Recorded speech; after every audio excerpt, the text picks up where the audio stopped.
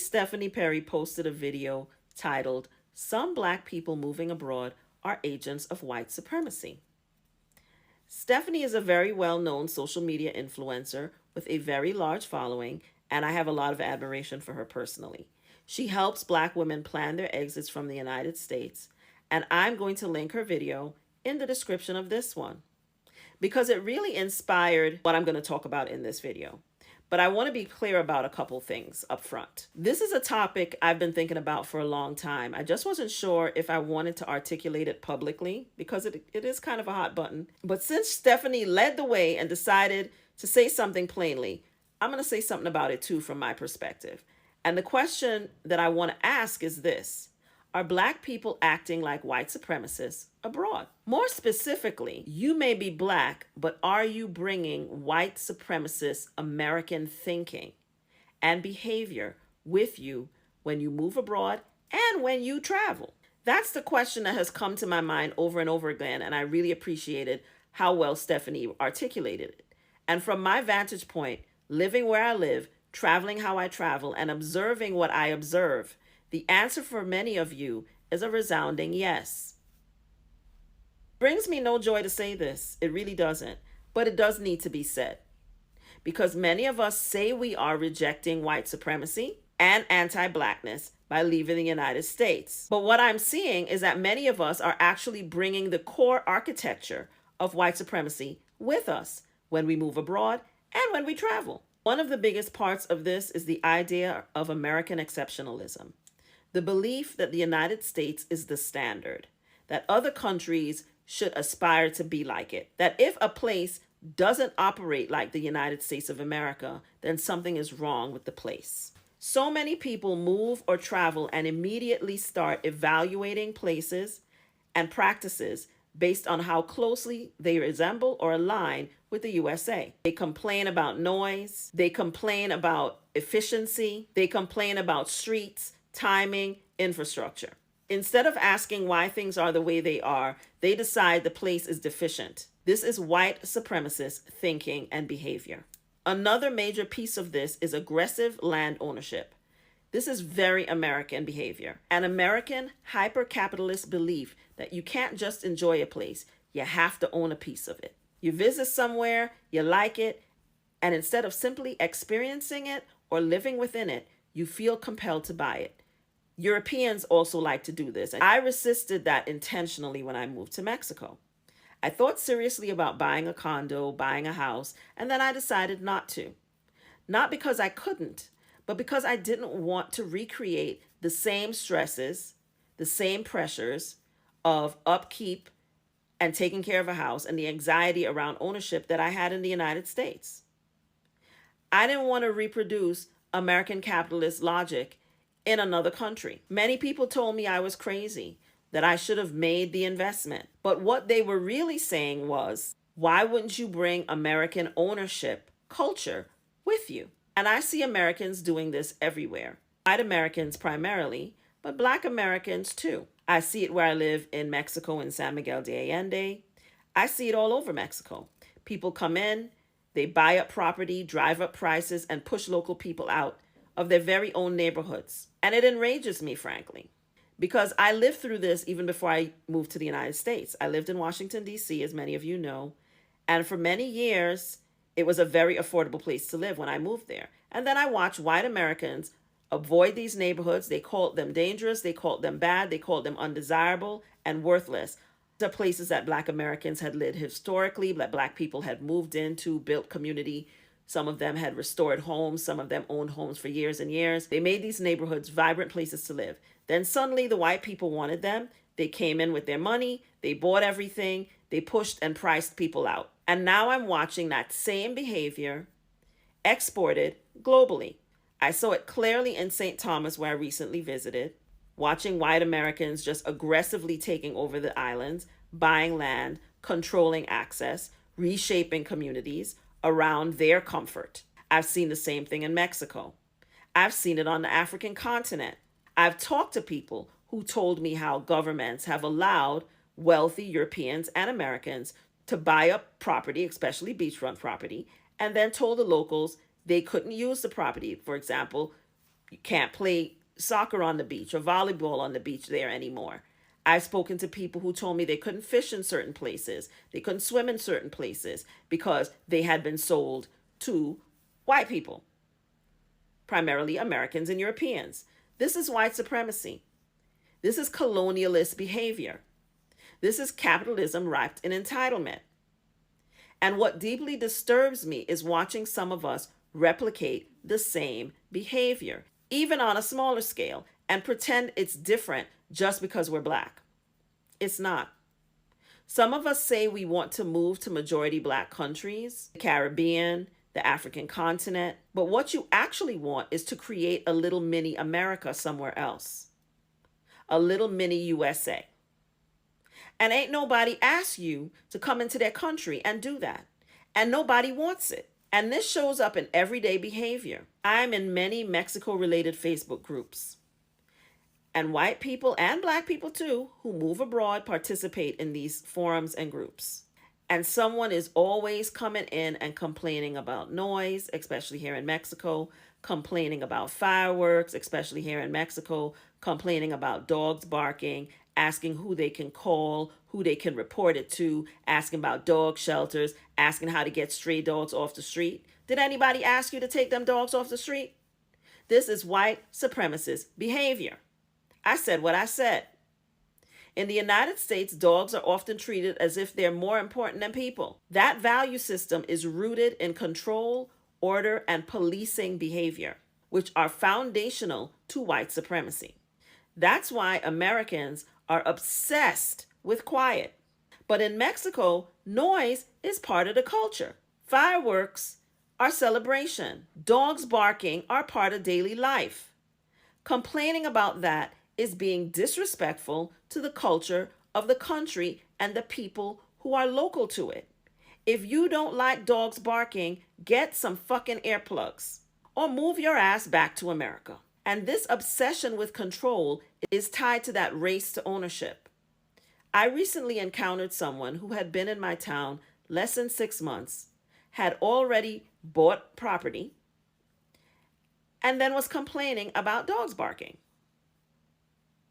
And my first thought was maybe if you had rented before you had purchased, learned more about the place you had moved to, maybe you would have known that the dogs barking come with the neighborhood.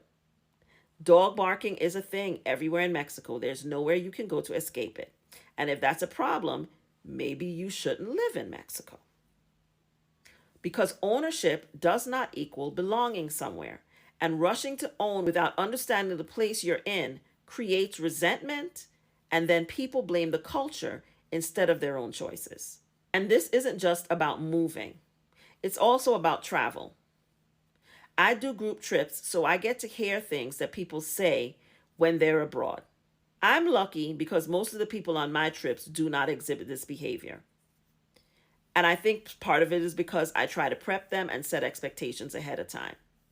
But I travel a lot, and I travel solo a lot, and I hear things, y'all. Some of those people are not white people. Some of these people I'm talking about, they're not white people. Some of them are black. And I cannot overemphasize this. The United States is not exceptional, except in how deeply entrenched it is in white supremacy and hypercapitalism. It is exceptional about that. I love the narrow cobblestone streets of San Miguel de Allende. Are they always convenient? No. But they are part of what makes the place beautiful. I don't want them widened. I don't want them paved over. I don't want them changed. I want the place I live in to stay exactly the way that it is. I love the coffee culture in Italy. The seriousness, the precision, the pride. I love the pride Portuguese people take in being Portuguese, even though they do gloss over their colonialism and their role in the transatlantic slave trade.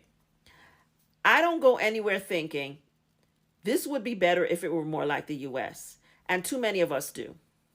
And now this part matters quite a bit. I recently attended a Black History Month festival in the town where I live here in Mexico. And I loved it. I loved everything about it. And I'm glad that we did it. And I hope we keep doing it. What made it powerful was that the organizers intentionally wove Afro-Latino and Afro-Mexican culture into the festival. Afro-Mexican history was included. Afro-Latino artists performed.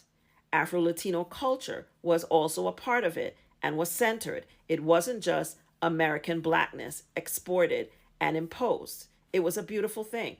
And that matters because there are other people organizing things that happen in my town that don't take that kind of care about what they do. Which brings me to culture and language. Living in Mexico has taught me that respect and formality matters. Traveling other parts of the country and the world has taught me this too.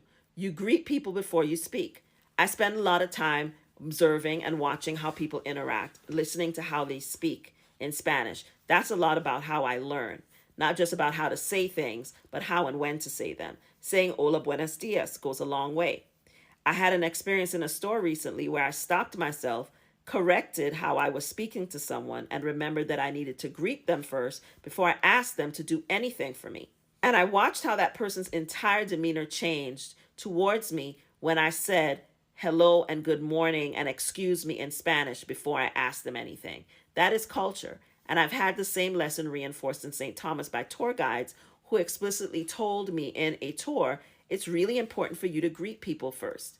A lot of times, Americans think they're being mistreated abroad when really they just don't have any fucking manners. And language matters too. I've lived in Mexico almost 5 years now, and I am not fluent in Spanish, and that's on me. So I'm taking lessons, I use Google Translate, and I apologize to people in Spanish when I don't have the right words to communicate with them. I don't expect accommodations from them. If there's a language barrier, that is my responsibility and my fault. It's not theirs. And that mindset changes how people treat you. Because you're not bringing that American expectation that everyone must make your life easier and things easier for you. And finally, I just want to say this. I didn't move to Mexico just to run away from something. I moved because I was running towards something. Towards a different way of living and life. A different way of existing. Not better, just different. Too many of us as Black people are running away without thinking about what we're running towards. Moving abroad is not just about mechanics. It's about how to be in a different place. And that's why my friend Michelle and I are going to be doing another Zoom call about moving to Mexico and things that people need to think about when they think about moving abroad. We did one last year for my anti-HR community, and it was very well attended and received. This time we're opening up to my Bald Girl Will Travel community and subscribers, as well as my anti-HR community and subscribers. There will be 50 spots available. Once they're gone, they're gone. This conversation will go deeper into everything I've talked about here in this video. Not just how to move, but how to exist once you get there. Things you need to think about. Invitations will only go out to my subscribers. So if you're interested, make sure you are subscribed to one of the communities that I mentioned. Before you run away, ask yourself what you're running towards. And ask yourself whether you're willing to change your behavior. Same thing goes for when you're traveling. That's my Monday musing. If you enjoyed this video, take a moment and give it a like, comment, but do so constructively, and do subscribe, not just to this channel or wherever you're watching it, but also to my website. This is Anne Marie. Thanks for watching, and I'll see you in the next video. Bye. If immigrants built America, why didn't they build up their homelands? Why come to a foreign land and build that up, but not fight to build up the land that you're from? That's the part that I'm really not understanding with a lot of y'all argument. It's not making sense to me.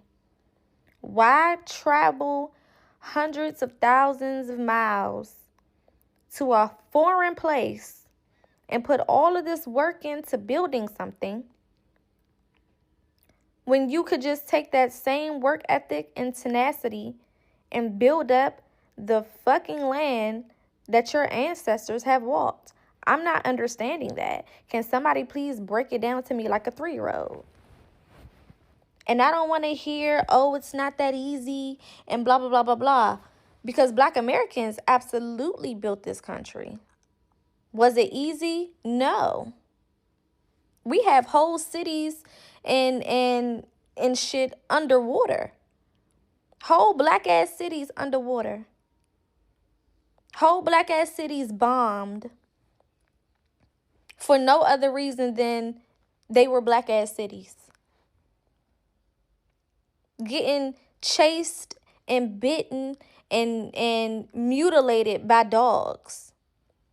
There's literally a recipe book on how to cook and prepare a Black American. Strange fruit hanging from the trees was not just a fun song that was created. So was it easy? No. But did we do it? Absolutely. Nobody ever wants to give us credit for the things that we did and how you're able to come over here and benefit from the shit that we did. You don't want to be respectful to the people who built this country. You want to lie and say that we didn't build this country and that it was immigrants who built this country, which is fucking crazy. Half of y'all are not even aware that Black indigenous people do exist. Half of y'all are not even aware of the history of the $5 Indian. Half of y'all are not even aware of the paper genocide and the reclassification of Black Americans. And it's always somebody who not from here trying to tell us who the fuck we are and what we did, which is absolutely crazy. Absolutely insane. Never could I ever go to Africa and try to tell them people who they are and where they come from. Never could I ever go to Asia or Europe and try to tell those people who they are and where they come from. How dare I think I know more than the people of that land? But for some reason, because Black American culture is so overly accessible to everybody, everybody thinks that they can speak on it. And that's just not the case. And y'all are learning with the FBA movement, which is not a group. It is a declaration of lineage. Y'all are learning with the Black Indigenous American movement, which is not a group, but a declaration of lineage. Okay? That we've been here. There were already millions of Black Indigenous people who were already here. What y'all don't know is our grandmothers been telling us who the fuck we was. Our great-grandmothers been telling us who the fuck we was. And I never understood why I've never encountered an African who has a story that was passed down of somebody being taken from Africa.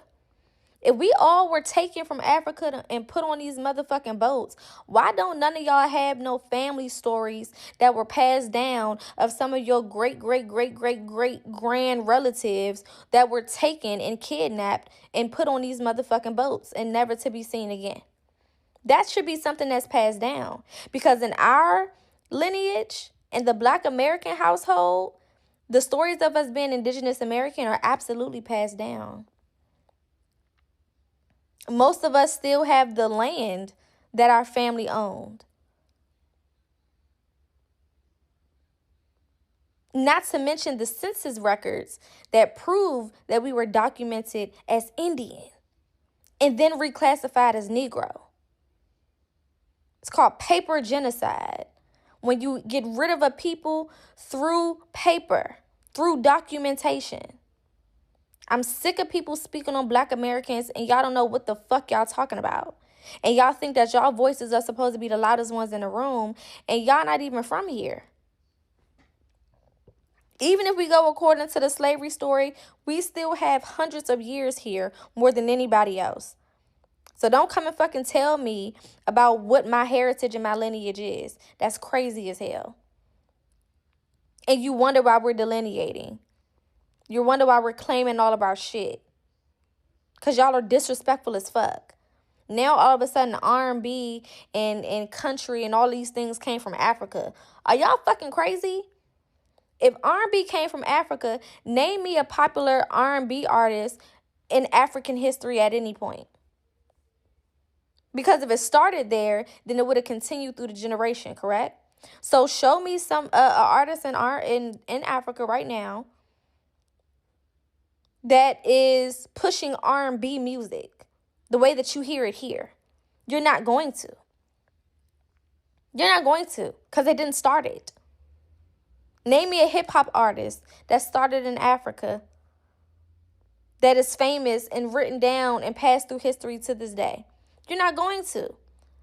Who is your African Michael Jackson? Who is your African Beyonce? Who is your African Boyz II Men?